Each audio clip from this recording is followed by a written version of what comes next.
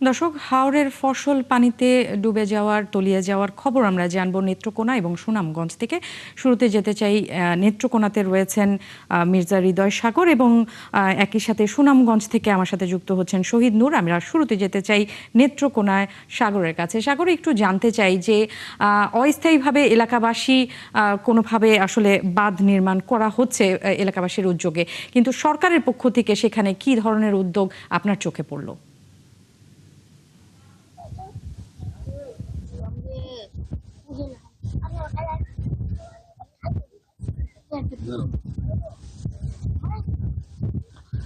মেনসি, আমি দাঁড়িয়ে আছি কলমাকান্দা উপজেলার বরকারপুর ইউনিয়নের গড়াডোবা বীরের কাওয়ার বাড়ি খালের সামনে। মূলত এই কাওয়ার বাড়ি খালটিতে দিয়ে গত কয়েকদিন ধরে হাওরে পানি প্রবেশ করছে।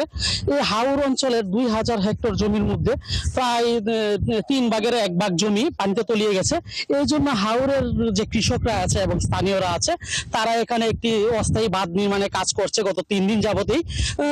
বাঁধ নির্মাণের পাশাপাশি তারা দিন রাত বাঁধটি পাহারা দিচ্ছে যাতে বাঁধটি কোনো রকম ভেঙে না যায়, কারণ এই বাঁধটি ভেঙে গেলে এখানে প্রায় 2000 হেক্টর জমি পুরোটাই তলিয়ে যাবে।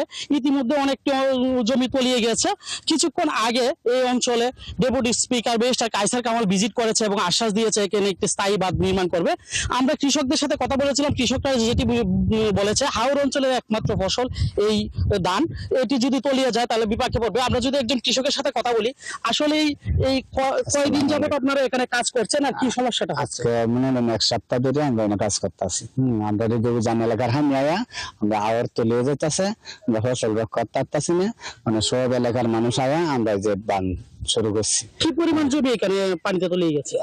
বহুত, এটা কিন্তু হিসাবে করেন যেতেছে না কত জমি জমি পানির তলে যা আছে কত জমি, এটা কিন্তু হিসাব করুন যেতেছে না, মানে ওদের দিয়ে আওয়ারই।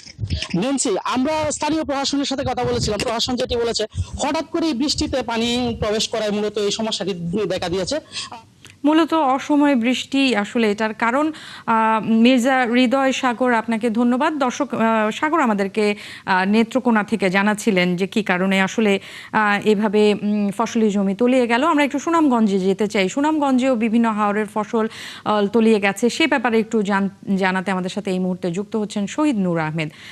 শহীদ নূর, একটু জানতে চাচ্ছি কি কারণে আসলে সুনামগঞ্জে হাওরের ফসল ডুবেছে এবং এটা নিরসনে কি ধরনের ব্যবস্থা নিচ্ছে সংশ্লিষ্ট প্রশাসন?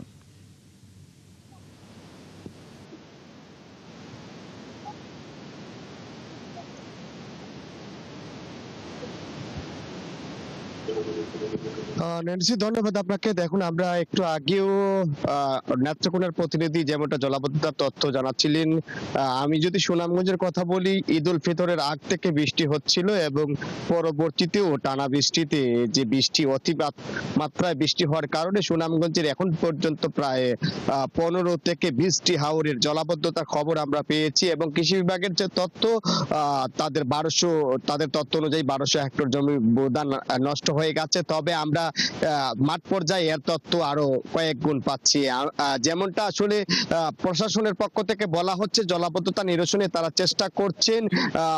কোথাও কোথাও বেড়িবাঁধ কেটে দেওয়া হচ্ছে এবং সুইচ গেটের পানি ছেড়ে দেওয়া হচ্ছে, কিন্তু এটির সমাধান হচ্ছে না। কেননা হাওর অঞ্চলের যে খাল এবং জলাশয় রয়েছে সেগুলো ভরাট হয়ে গেছে। এর ফলে যে পানি ধারণ ক্ষমতা নেই, অল্প বৃষ্টি হলেই সেগুলোতে জলাবদ্ধতা দেখা দিচ্ছে এবং ফসল তলিয়ে যাচ্ছে নিচু এলাকার। আমরা দেখেছি অনেক হাওরে কৃষকরা নিজেদের উদ্যোগে তারা বাঁধ কেটে দিচ্ছেন এবং পাশাপাশি তারা সেলো মেশিন দিয়ে তারা পানি সেচ করছেন। তবে এটির কার্যকর এখনো পর্যন্ত আমরা দেখিনি।